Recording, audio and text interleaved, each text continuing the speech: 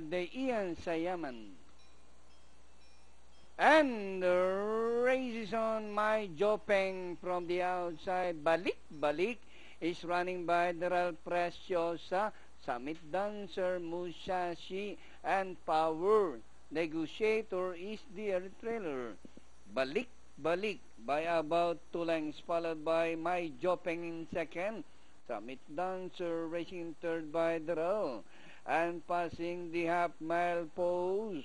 Balik by about 4 lengths. My Jopeng is running in second. Summit Dancer, Preciosa, Musashi, and Power Negotiator.